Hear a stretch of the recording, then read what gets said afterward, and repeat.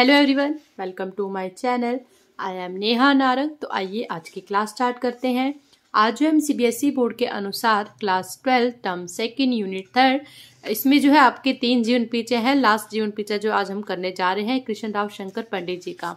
Lecture number 3.3 है। 3.12 मैं करवा चुकी हूँ और सेशन जो है आपका 2021-22 का ये सेशन है। तो लेक्चर स्टार्ट करने से पहले मैं आपसे रिक्वेस्ट करती हूँ कि वीडियो को कंप्लीट देखिए और चैनल सब्सक्राइब नहीं किया हो तो चैनल को जरूर सब्सक्राइब करें। तो ये स्टार्ट करते हैं। श्री कृष्ण राव शंकर पंडित जी का जन्म 26 जुलाई 1983 को ग्वालियर में हुआ था। ये एक दक्षिणी ब्राह्मण परिवार से संबंध रखते थे और इनके पिता स्वर्गीय श्री शंकर राव जी एक प्रसिद्ध संगीतज्ञ थे। पंडित कृष्ण राव जी ने हद्दू खां और हस्सू खां से संगीत की शिक्षा प्राप्त की और इसके पश्चात इन्होंने श्री निसार हुसैन खां की देख रेख में 12 वर्ष तक जो है संगीत की कठोर साधना की थी। इन्होंने अपने पिता से भी जो है संगीत की शिक्षा को जो है ग्रहण किया, संगीत की शिक्षा को प्राप्त किया। कठिन तपस्या और साधना के द्वारा इन्होंने संगीत के क्षेत्र में जो है महानता प्राप्त की। इनका शास्त्रीय ज्ञान यानी कि संगीत के प्रति जो उनकी क्लासिकल नॉलेज थी, स्वर ताल पर पूर्ण अधिकार, स्वर और ताल पर बहुत ज्यादा इनका रियाज था और स्वर में भी बिल्कुल पक्के थे और ताल में भी। तो पंडित कृष्ण राव शंकर पंडित जी के 4 पुत्र थे, नारायण राव जी, लक्ष्मण राव जी, चंद्रकांत जी एवं सदाशिव।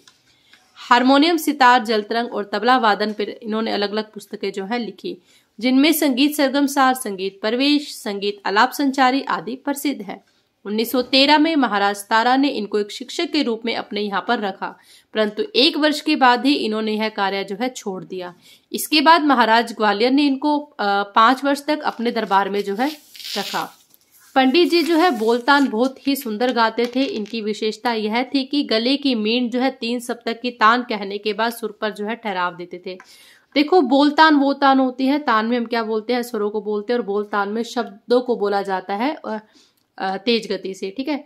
और इनकी विशेषता यह थी कि गले की मींड 3 सप्तक जो है तान कहने के बाद मतलब जब मींड लेंगे वो गले से तो 3 सप्तक यानी कि आपके 3 सप्तक के जो है 3 प्रकार होते हैं, मंद्र, मध्य और तार।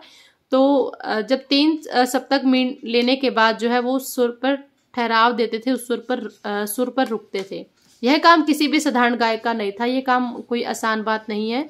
तो ये काम कोई साधारण गायक जो है नहीं कर सकता। इनको संगीतोद्धारक सभा मुल्तान ने गायक शिरोमणि अहमदाबाद आई विभाग ने गायन विशारद की उपाधि से इनको विभूषित किया था, सम्मानित किया था। ग्वालियर दरबार ने इनको संगीत रत्ना अलंकार आएगा।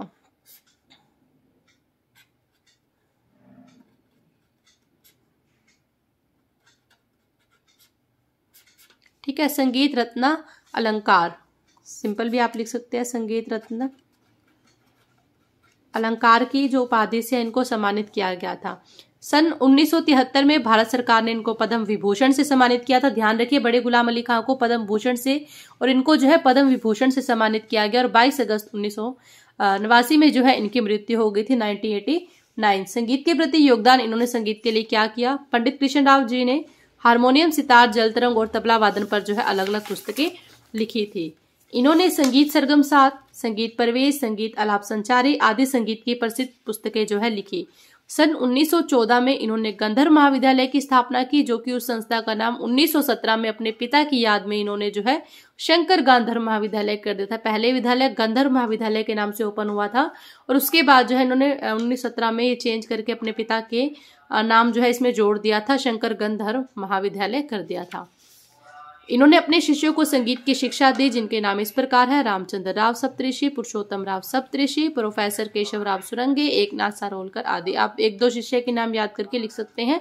तो ये था आज का हमारा लेक्चर। आपका जो 12th क्लास का कंप्लीट सिलेबस है वो जो है मैं करवा चुकी हूँ, जो कि आप प्लेलिस्ट में जाकर भी चेक कर सकते हैं। अदरवाइज आपको सभी लेक्चर्स के जो लिंक है वो लास्ट में मिल जाएंगे। इसके अलावा आप टेलीग्राम चैनल को ज्वाइन कर सकते हैं। और आपको वीडियो कैसा लगा कमेंट करके जरूर बताइएगा। Thank you.